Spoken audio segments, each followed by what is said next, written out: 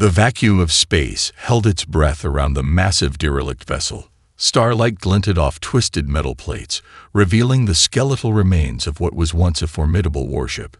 Captain Michael Thompson leaned forward, his augmented display painting layers of complexity across the ship's broken form. 23 years, he muttered, more to himself than to the crew around him. 23 years since the Zarn conflict, and this ship still hasn't been claimed.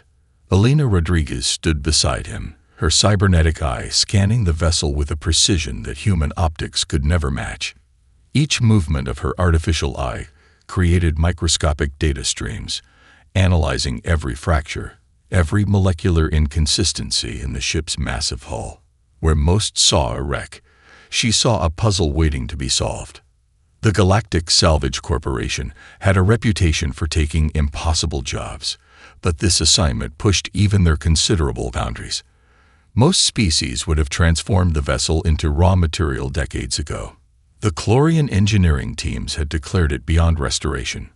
The Quantum Collective's top analysts had submitted 17 different reports explaining why the ship was fundamentally unrepairable. But humans saw the world differently. Structural integrity at 12.6%, Jake Williams called out from his holographic interface. His fingers danced across quantum reactive displays, pulling apart the ship's secrets layer by layer. Primary quantum drives are completely fractured. Life support systems, essentially non-existent. A holographic representation materialized in the center of the command deck. The ship's skeleton revealed multiple catastrophic breaches, quantum conduits shattered like glass, and power systems that looked more like abstract art than functional technology. It was a nightmare of engineering, a testament to the brutal conflict that had left this vessel abandoned. Captain Thompson's fingers traced the holographic outline.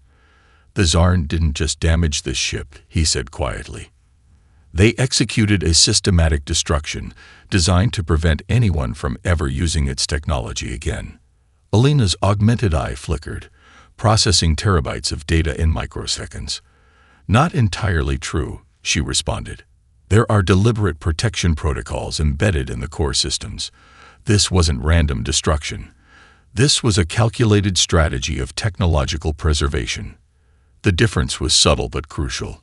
Where most saw a dead ship, Elena recognized a complex technological time capsule. Jake walked over to the main display, overlaying additional scanning data. "Look at these quantum signatures," he said, pointing to a series of complex mathematical patterns that danced across the screen. "These aren't just random energy signatures. There's a deliberate mathematical structure here." The ship's original designation had been lost to time. Zarn military records were notoriously fragmented, and this particular vessel had been something of a legend even before its destruction. Rumors suggested it was a prototype, an experimental platform that pushed the boundaries of faster-than-light technology and adaptive warfare systems. "We're going to need a specialized extraction team," Captain Thompson announced. "This isn't a standard salvage operation. We'll need quantum stabilization units, molecular reconstruction chambers, and at least 3 nanotechnology specialists." Jake grinned, a mischievous glint in his eye. "I know just the team." The command deck hummed with anticipation. This was more than a salvage mission. It was an opportunity to unlock technological secrets that had been hidden for decades. Elena's cybernetic eye continued its relentless scan. Microfractures in the hull told stories of violent encounters. Quantum resonance patterns suggested multiple faster-than-light jumps under extreme stress. This ship had survived scenarios that would have obliterated lesser vessels. Preliminary estimates suggest a 0.03% chance of complete restoration. The ship's artificial intelligence reported in a neutral tone. Captain Thompson chuckled. "Those are the best odds we could hope for." The massive vessel hung in space, a wounded leviathan waiting to be awakened.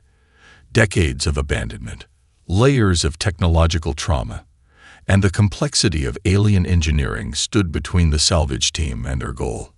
But humans had never been particularly good at accepting the word impossible. As the extraction teams prepared, no one noticed the faintest pulse of energy deep within the ship's core, a whisper of technology, not entirely dead, not entirely forgotten. The repair bay was a symphony of controlled chaos. Molecular reconstruction chambers hummed with an intensity that made the alien observers take an involuntary step back. Jake Williams moved between complex holographic interfaces, his hands a blur of motion that seemed to defy human limitations. "Standard restoration protocols are garbage," Jake muttered, more to himself than to anyone else. A holographic schematic of the ship's quantum drive rotated between his hands, each rotation revealing new layers of complexity. "We're not rebuilding. We're reimagining."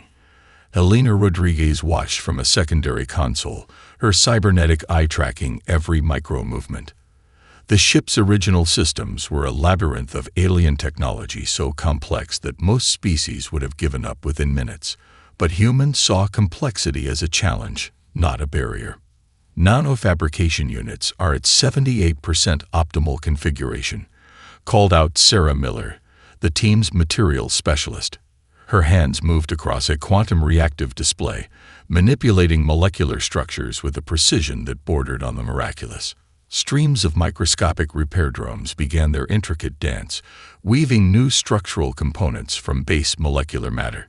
The Alien Observation Team, a collection of representatives from the Chlorian Collective, the Quantum Alliance, and the Interstellar Reconstruction Bureau, watched in stunned silence. Their own restoration attempts had failed spectacularly. Multiple advanced civilizations had deemed this vessel beyond repair, a technological corpse to be studied but never revived. Jake pulled up a holographic representation of the ship's primary power conduits. They looked like shattered glass, a complex network of quantum pathways torn apart by catastrophic damage. "Look at this," he said, zooming in on a particularly complex junction. The Zarn didn't just break these systems. They engineered a deliberate cascading failure mechanism. Alina's augmented eye flickered, processing terabytes of data in microseconds. "It's a protection protocol," she explained to the bewildered alien observers. They designed the ship to self-destruct in a way that would make reconstruction nearly impossible. Each broken system is a puzzle deliberately designed to prevent reverse engineering. The molecular reconstruction chambers began their work in earnest. Where traditional repair methods would have used replacement parts, the human team was creating entirely new solutions. Quantum conduits were rewoven using experimental nanofabrication techniques that combined recovered alien technology with human adaptive engineering. "We're not just fixing," Jake explained to Captain Thompson, who was reviewing the progress. "We're translating.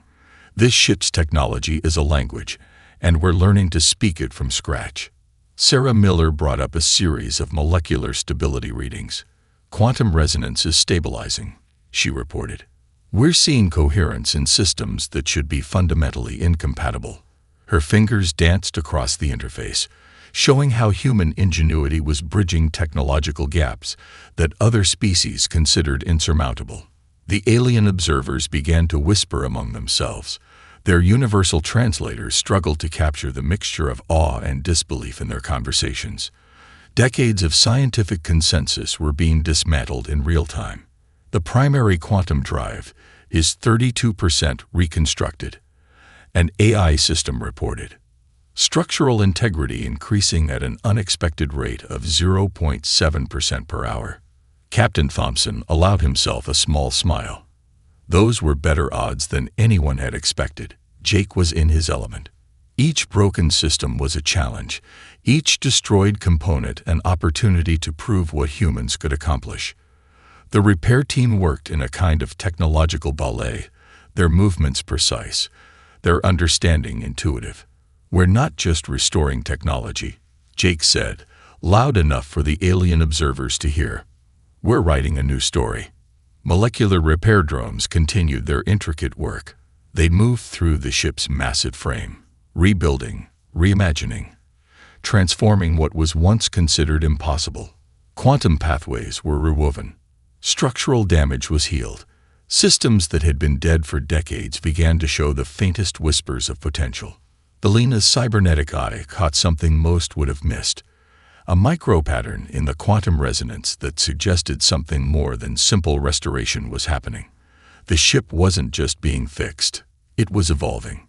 "Captain," she called out, her voice carrying a note of excitement.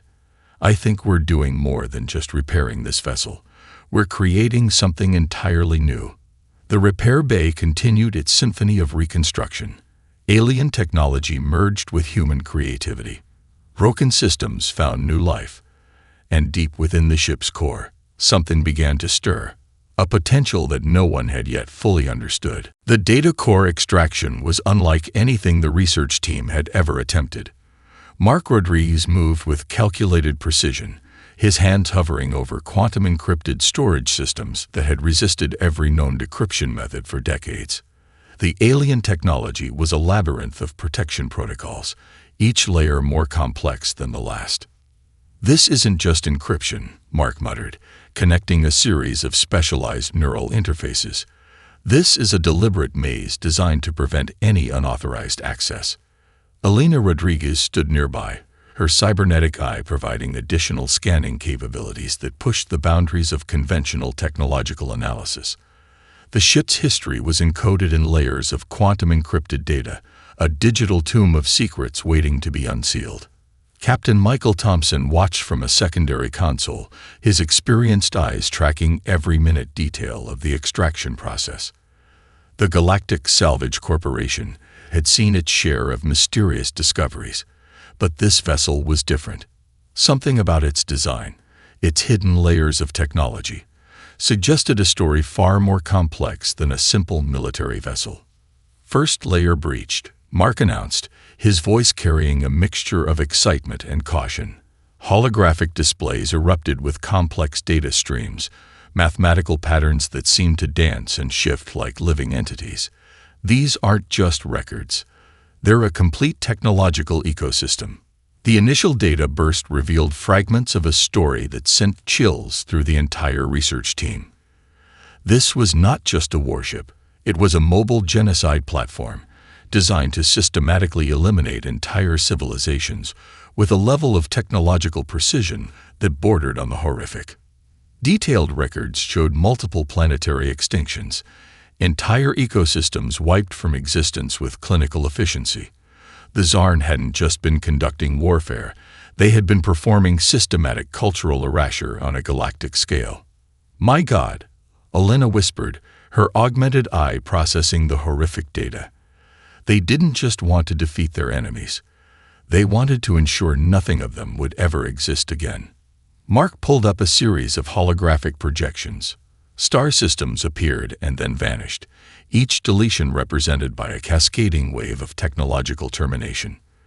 The level of detail was terrifying. Each extinction was documented with scientific precision, almost like a researcher logging a laboratory experiment. Captain Thompson approached the main display, his experienced eyes taking in the full scope of the discovered information. "This is why no one could restore this ship," he said quietly. "The Zarn didn't just want to protect their technology. They wanted to hide their crimes." The research team worked in near silence, the weight of the discovered history pressing down on them. Each decoded file revealed another layer of the Zarn's systematic approach to total cultural elimination. They hadn't just been a military force, they had been galactic architects of extinction. Elena's cybernetic systems began cross-referencing the discovered data with existing xenorchaeological records. Patterns emerged that had been hidden for decades. Multiple civilizations that had mysteriously vanished could now be traced back to specific Zarn military operations. "We're not just restoring a ship," Mark said, his voice carrying a mixture of scientific curiosity and moral weight. "We're uncovering a historical record that someone went to extreme lengths to hide." The quantum decryption continued. Layers of protection gave way to increasingly complex data structures. The ship wasn't just a weapon. It was a mobile research platform designed to study the process of cultural elimination with scientific detachment. Sarah Miller, the team's materials specialist, brought up a series of technological schematics that made the alien observers gasp. "These aren't just weapon systems," she explained. These are adaptive technological platforms designed to completely rewrite the fundamental scientific understanding of targeted civilizations.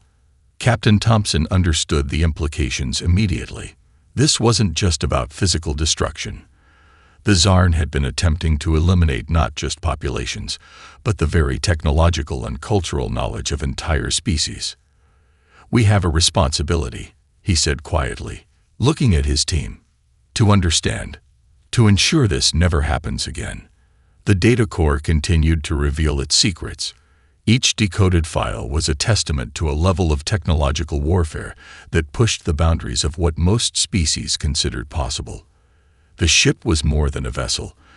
It was a mobile archive of galactic atrocities.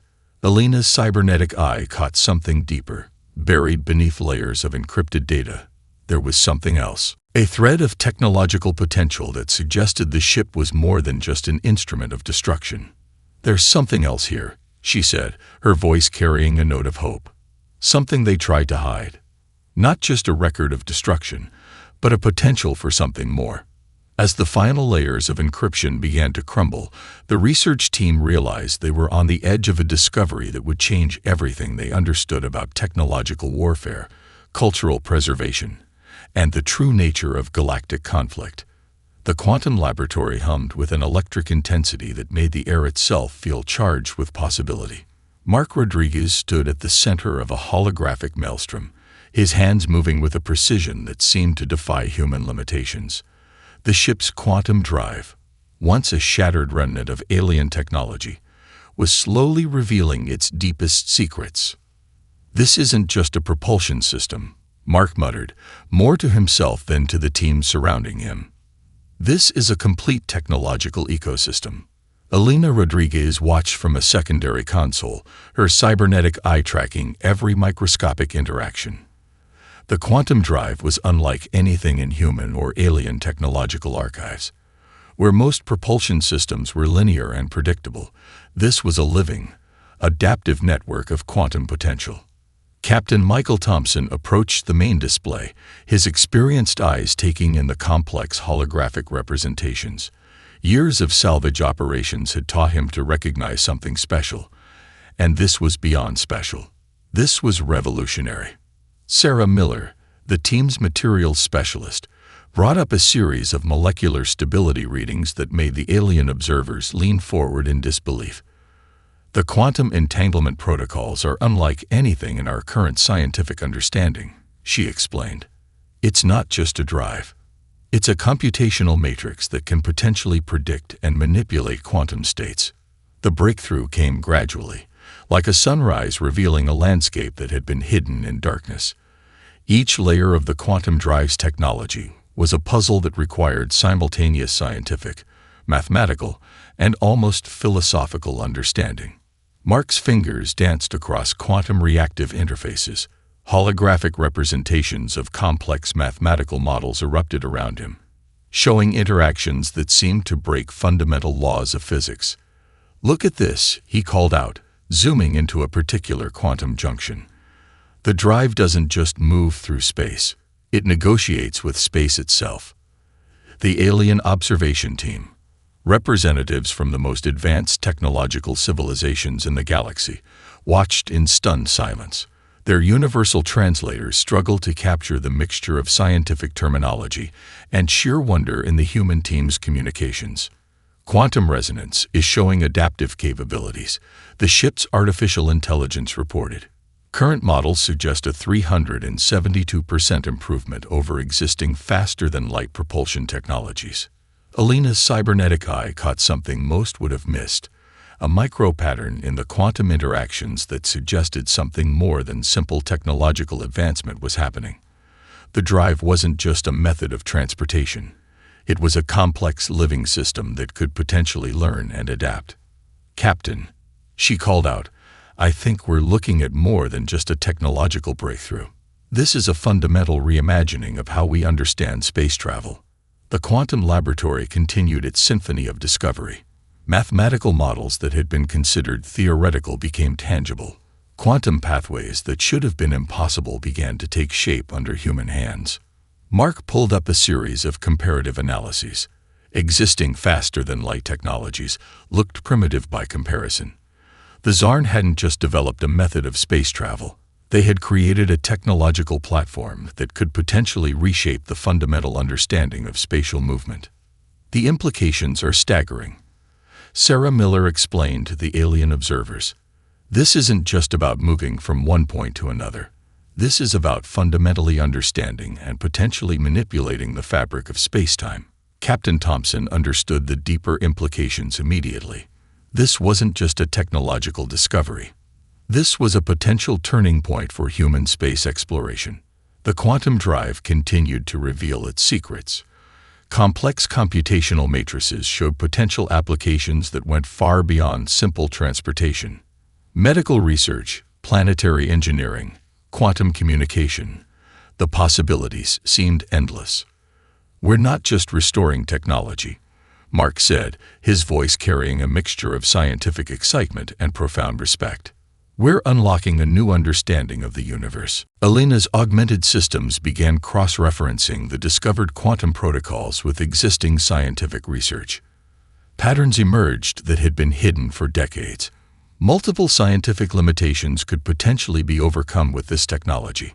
As the final layers of the quantum drive's complexity began to unfold, the research team realized they were on the edge of a discovery that would fundamentally reshape humanity's understanding of space, time, and technological potential. The ship was no longer just a salvage project. It was a bridge to a future that no one had yet imagined. The diplomatic chamber erupted in chaos. Holographic representations of multiple alien species flickered with barely contained fury, their combined anger creating a visual storm of color and motion. The Galactic Council's emergency session had been called for one purpose: to discuss the human team's restoration of the most notorious vessel in recent galactic history. Ambassador Elena Rodriguez stood at the center of the storm, her posture calm, her cybernetic eye recording every nuanced reaction. Behind her, Captain Michael Thompson and the rest of the research team waited, their collective presence a statement of quiet determination. "The vessel represents a direct threat to galactic stability," declared Krenak, the Chlorian Collective's senior diplomat. His translucent form wavered with emotional intensity. "Its very existence reopens wounds that took generations to heal." The holographic displays showed detailed records of the ship's previous deployments. Planetary extinctions, systematic cultural eliminations. Each record was a testament to the vessel's horrific past, a technological weapon so advanced it had rewritten the boundaries of warfare. "We understand the history," Elena responded, her voice measured and clear. "But destruction is not the answer. Understanding is." The Quantum Alliance representative, a crystalline being named Zural, projected a series of mathematical projections. "The technological potential is too dangerous," the being argued. Complex equations danced around its translucent form. "Some technologies are better left dormant." Captain Thompson stepped forward. "Every technological breakthrough in history has been met with fear," he said. "From the first stone tool to faster-than-light travel. Fear is the first response to something we don't understand." Sarah Miller brought up a series of comparative analyses. Holographic displays showed how the ship's recovered technologies could revolutionize medical research, planetary restoration, and interstellar communication.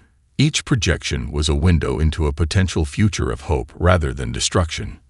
The diplomatic chamber fell into a tense silence. Mark Rodriguez, standing at a secondary console, began to decode additional layers of the ship's historical records. What they revealed was more complex than anyone had anticipated. The vessel wasn't just a weapon of destruction. It was a mobile research platform that had documented the very civilizations it had been used to eliminate. "These are not just records of destruction," Mark announced, his voice cutting through the diplomatic tension. "These are the most comprehensive xenanthropological archives ever discovered." The implications were staggering.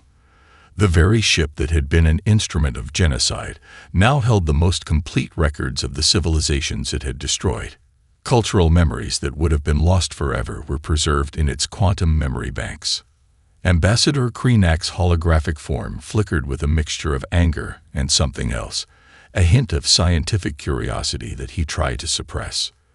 The Tsar went to extraordinary lengths to hide these records, Alina explained. They didn't just want to eliminate civilizations. They wanted to ensure no trace of those civilizations would ever be remembered. The diplomatic tension began to shift. What had started as a heated argument about destruction was slowly transforming into something else, a collective recognition of a potential for understanding. "We're not asking for permission," Captain Thompson said quietly. "We're offering an opportunity to learn, to understand, to ensure something like this never happens again." The ship's quantum archives continued to reveal their secrets. Cultural practices, scientific discoveries, linguistic patterns, entire civilizations that had been thought lost were now potentially recoverable. Zuworl's crystalline form began to shift, the mathematical projections around it changing. "The restoration potential," the being said, its voice a complex harmonic, "is unprecedented." Mark Rodriguez brought up a final projection. It showed the interconnected memories of multiple lost civilizations, a tapestry of cultural knowledge that had been preserved in the most unexpected way possible. "This isn't just technology," he said. "This is memory. This is history." The diplomatic chamber remained silent. The human team had done more than restore a ship. They had opened a window into a past that many had wanted to forget, and potentially created a path to a different future. As the session continued, it became clear that something fundamental had changed. The ship was no longer just a weapon. It was a testament to the power of understanding, of preservation, of hope. Alarms screamed across the command deck. Holographic displays erupted with incoming threat signatures that made even the most experienced crew members take an involuntary step back. The pirate armada approached with a deliberate, predatory precision that suggested months of careful planning. 47 vessels, Jake Williams called out, his fingers dancing across quantum reactive interfaces. Composition suggests a multi-species coalition. Chlorian pulse cannons, quantum disruptors. These aren't just pirates. This is a coordinated military strike. Captain Michael Thompson studied the incoming threat with a calculated calm. The Phoenix ascended. Their restored vessel hadn't been fully tested. Diplomatic negotiations and technological analyses were one thing. A full-scale assault was something entirely different. Alina Rodriguez's cybernetic eye tracked the incoming vessels with a precision that bordered on the supernatural. "They're not here to raid," she said quietly. "They want to destroy the ship before its full potential can be understood." The ship's quantum systems began to hum. Where most vessels would have powered defensive systems, the Phoenix Ascendant seemed to be doing something more complex. It was analyzing, adapting, preparing in a way that defied conventional understanding of space combat. Incoming quantum signatures detected, the ship's artificial intelligence reported. Threat assessment. Critical. Mark Rodriguez pulled up a series of defensive projections. "They're using a coordinated quantum disruption protocol," he explained, "designed to completely neutralize advanced technological platforms." His fingers moved with lightning speed, interpreting the incoming threat matrices. The first wave of attacks came with surgical precision. Quantum pulse weapons that could typically disable an entire fleet in microseconds lanced out toward the Phoenix Ascendant. Most ships would have been obliterated instantly. But this was no ordinary vessel. The ship's adaptive quantum shielding didn't just deflect the attacks. It began to analyze them, to understand them, to transform them. Incoming quantum pulses were caught, studied, and then redirected with a precision that made the laws of physics seem like suggestions rather than absolute rules. "Quantum resonance is creating a defensive matrix," Sarah Miller reported, her voice a mixture of scientific wonder and pure excitement. "It's not just blocking. It's learning." The pirate armada hesitated. Their most advanced weapons were being turned against them, analyzed and neutralized with a speed that defied comprehension. Captain Thompson allowed himself the smallest of smiles. "This is why we restored her," he said quietly. The battle transformed from a traditional space combat scenario into something entirely new. The Phoenix Ascendant wasn't just defending. It was conducting a complex scientific analysis of combat techniques, of weapon systems, of tactical approaches. Incoming missile systems were caught in quantum fields and simply stopped. Energy weapons were absorbed, analyzed, and their fundamental energy signatures turned into defensive capabilities. It was less a battle than more a complex mathematical conversation happening at faster than light speeds. "They're using a multi-vector attack pattern," Jake called out. "Typical for coordinated pirate operations. Designed to overwhelm defensive systems through sheer computational complexity." Alina's cybernetic systems began to overlay predictive matrices. "Not complex enough," she muttered. The ship's quantum drive began to do something unprecedented. It wasn't just moving through space, it was negotiating with space itself. Incoming attack vectors were subtly shifted. Weapon trajectories were mathematically reimagined. The very fabric of space-time became a defensive mechanism. 17 minutes into the assault, the pirate armada began to retreat. What had started as a coordinated military strike had become a total technological defeat. "Threat neutralized," the ship's AI reported. "0 casualties. Minimal energy expenditure." The command deck remained silent. They had just witnessed something beyond a simple space battle. They had seen a fundamental reimagining of technological warfare. Mark Rodriguez brought up the final combat analysis. The ship hadn't just defended itself.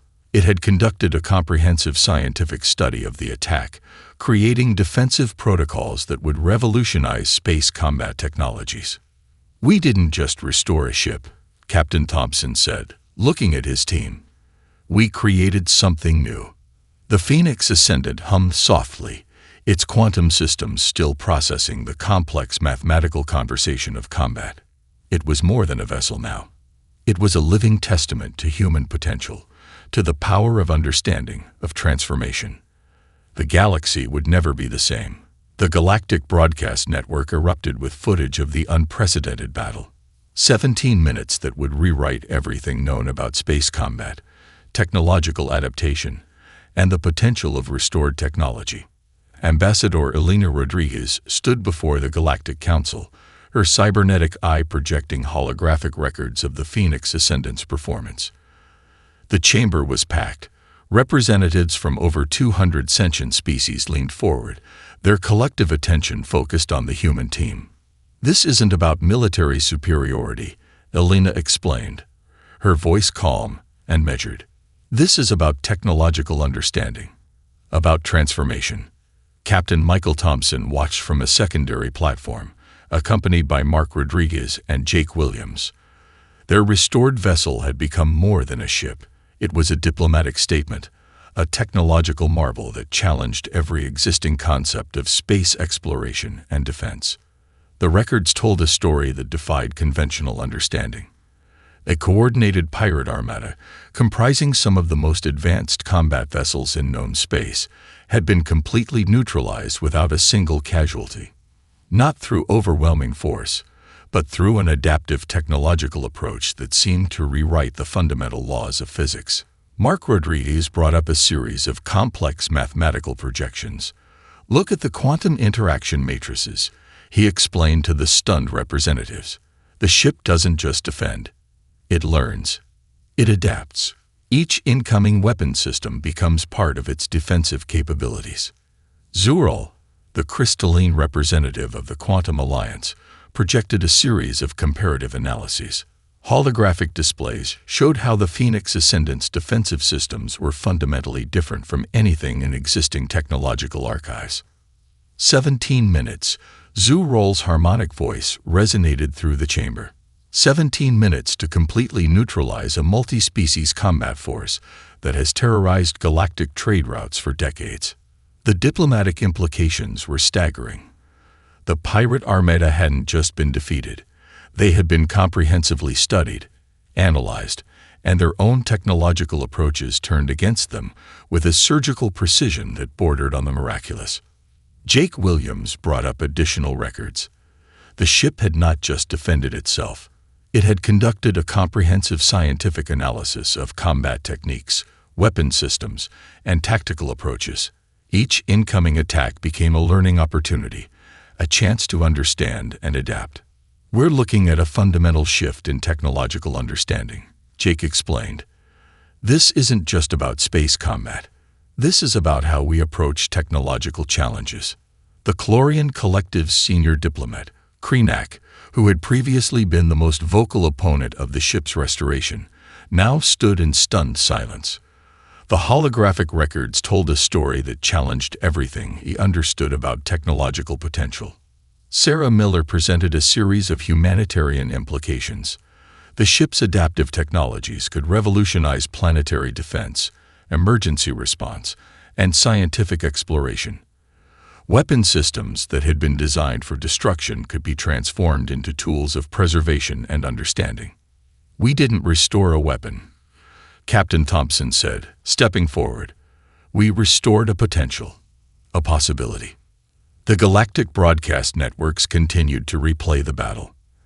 Analysts, scientists, and diplomatic experts from hundreds of species began to dissect every microsecond of the encounter.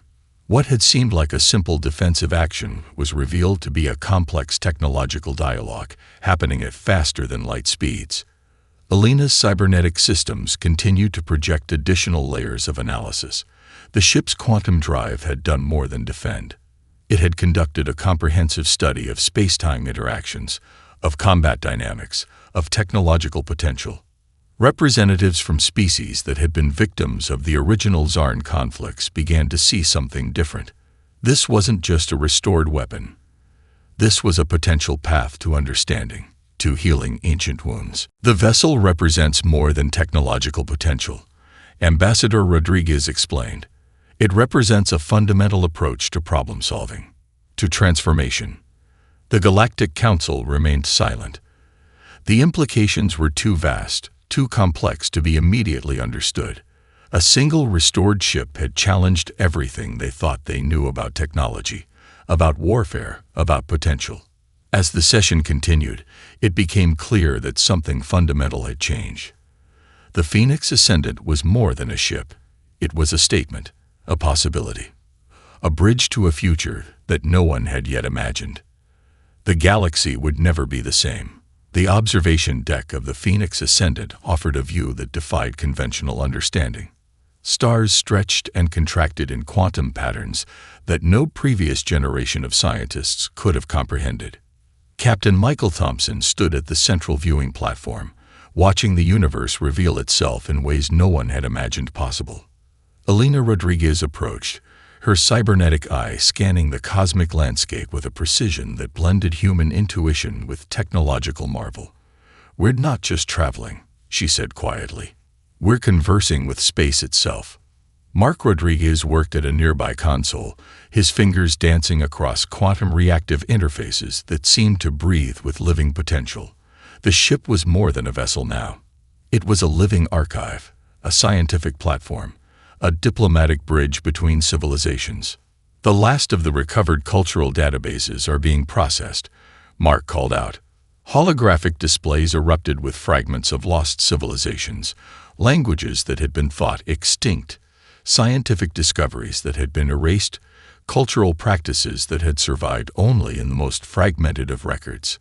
Jake Williams joined them, bringing up a comprehensive analysis of the ship's technological evolution.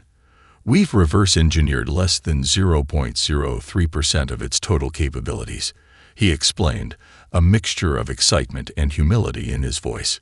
"Each system we understand reveals 10 more we don't." The ship had become something beyond its original purpose. Where the Zarn had created a weapon of total destruction, humans had transformed it into a platform of total understanding. Cultural preservation, scientific exploration, diplomatic potential. Sarah Miller brought up a series of humanitarian projections. The ship's adaptive technologies could revolutionize planetary restoration, medical research, ecological preservation. Weapon systems that had been designed to destroy now held the potential to heal, to understand, to connect. "We're writing a new story," Captain Thompson said, looking out at the quantum-shifted starscape. "Not just for humanity, for everyone." The diplomatic implications continued to unfold. Representatives from species that had been victims of the Zarn conflicts were now working together, using the recovered archives to piece together lost histories. Cultural connections that had been severed generations ago were being reestablished. Alina's cybernetic systems continued to process the complex data streams. The ship wasn't just a technological marvel. It was a living testament to the power of transformation, of understanding, of hope. "Look at this," Mark called out, bringing up a series of quantum projections. Star systems that had been thought lost were now potentially recoverable. Technological approaches that had seemed impossible were now within reach. Jake Williams brought up the ship's adaptive learning protocols. "It's not just storing information," he explained. "It's understanding, growing, evolving." The ship's quantum systems were creating connections that defied traditional scientific understanding. The recovered cultural archives told a story more complex than anyone had anticipated. The civilizations that the Zarn had attempted to eliminate were not just remembered. They were being resurrected, their knowledge, their potential restored. "We didn't just restore a ship," Captain Thompson said, looking at his team. "We restored possibility." Sarah Miller's humanitarian projections continued to expand. Medical technologies derived from the ship's quantum systems could potentially cure diseases that had been considered untreatable. Ecological restoration techniques could heal planets that had been thought beyond recovery. The quantum drive continued its complex dance, negotiating with the fabric of space-time in ways that challenged everything known about interstellar travel. Each jump was a scientific discovery, each moment of travel a potential breakthrough. Alina Rodriguez brought up the final diplomatic reports. Species that had been enemies for generations were now working together, united by the potential of understanding, of recovery, of hope. "We're not just exploring space," she said quietly. "We're exploring potential." Mark Rodriguez's final analysis told a story of transformation. The ship that had been an instrument of total destruction was now a platform of total understanding. Cultural preservation, scientific discovery, diplomatic potential. Jake Williams looked at the quantum projections, a smile crossing his face. "We're just getting started," he said. The Phoenix Ascendant hummed softly, its quantum systems continuing their complex dialogue with the universe. A vessel restored, a potential unleashed, a future reimagined. The galaxy would never be the same.